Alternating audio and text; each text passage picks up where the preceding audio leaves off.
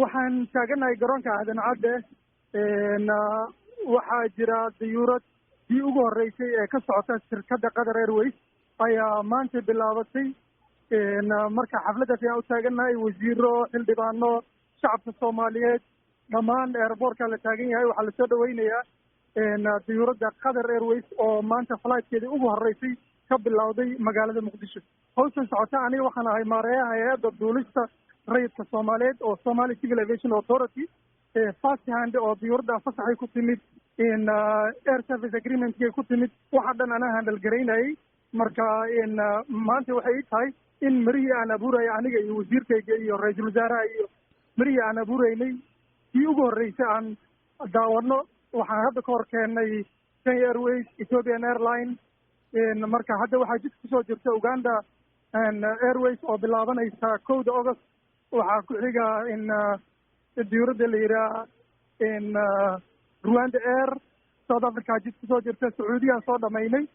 marka booming air travel business Soomaaliya. Axmed hadda ma soo caga dhigatay diyaaraddii? Waa soo caga dhigatay waxay soo caga dhigatay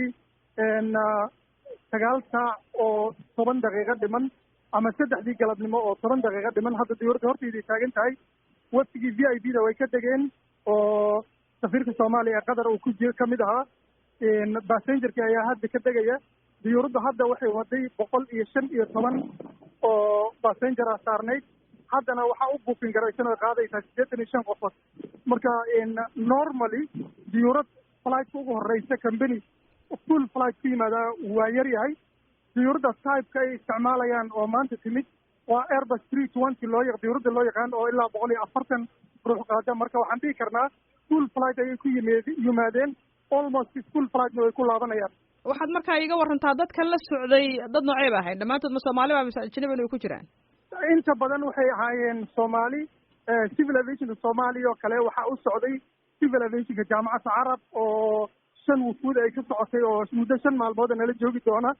oo assessment ku sameynaya heerka uu taagan yahay civil aviation Soomaaliya because civil aviation Soomaaliya dib u dhis ayaa ku socday marka sidaad la socoto civil aviation-ada caalamka waxaa inspection ku sameeya audit waxa la yidhaha ku sameeya hay'adda caalamiga ee KEO marka Soomaaliya waa waddanka keliya oo aan weli audit lagu samayn marka wadamada deriska Soomaaliya saaxiibka la ah iyo ururada aan xubinta ka nahay ayaan kaashanaynay in Soomaaliya ay diyaar u noqoto in audit lagu sameeyo adduunka auditka adduunka ee KEO ku sameynaysay in Soomaaliya lagu sameeyo marka waxaa ka socda activity fara badan marka diyaaraddan Qatar Airways ee hadda soo caga dhigatay garoonka aadan cadde magaalada Muqdisho marka flightkan waa kii ugu horreeyay imise maalmood bay toddobaadkii imaan doontaa? toddobaadkii waxay imaan doontaa 3 maalin sida ku xusan fasaxa civil aviation Soomaaliya uu bixiyey marka 3 maalmood weekly waxay ku fiirinaysaa sida uu businesska yahay kadib haddii ay u aragto in business oo meesha jiro dan waxay codsan doontaa 7 maalmood daily flight sida ay ku bilowdeen Kenya Airways iyo Ethiopian Airline sidaas ayay ku bilowdeen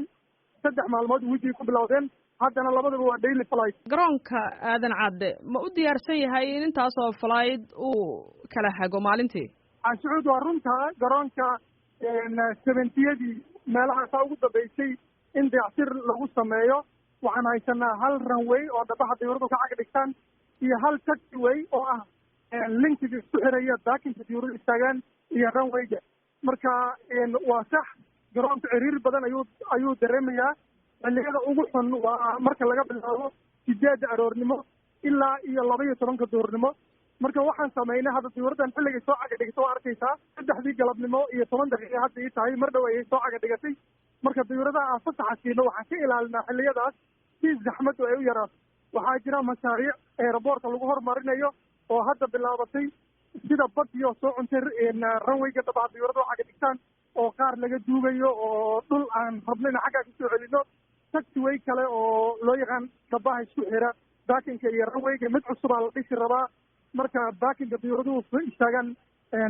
ballaarin ayaa ku socota marka si aan demandiga naga soo wajahaya diyuuradaha caalamiga soo kordhay si aan ula kulanno waxaa socota mashaariic fara badan oo garoonka lagu kordhinayo. markaad fiiriso magaalada Muqdisho iyo xarakaadka ka socda iyo duulimaadkan faraha badan leh hadda garoonka diyaaradaha ka socda bal haddaad cabir ka bixisid sida dadku ay u arkayaan?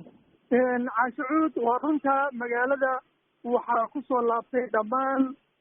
inta badan dadkii qurba joogta ahay oo maskax badan kusoo celiyey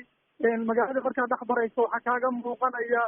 bilic dhismayaal cusub ganacsiyo cusub oo aanan soomaaliya hor u arki jirin shalayta waxaan aeroboortka muqdisho kula kulmay wiilal ganacsato soomaaliyeed oo qurba jooga oo dhahaya magacyadii aan qurbaha ku arki jiray oo sida starbucks iyo maaragtay k f c iyo dhahaya waxaan ka furaynaa muqdisho marka muqdisho sidii hore ma aha soomaaliya oo dhan hore ayay u socotay mashaariic fara badan iyo dad ajaanib oo maalgashi samaynaya ayaa daily xafiiskeeda u yimaada marka muqdisho way isbedeshay caalamkana waan u furanay caashucuud waxaa la socotaa in muqdisho 2014kii 16kii iyo 16kii waxaa imaan jiray qatar Turkish Airlines oo keliya diyuuradaha imanayaana markay fasaxana soo weydiisanayaan ama aan qurbaha kula kulanno waxay noo sheegi jireen ama xafiiskeena lagu soo booqdaan waxay noo sheegi jireen insurance inuu qaali ku yahay inaan la regulate garayn shidaalka lagu shubayo in ammaanka uusan sugnayn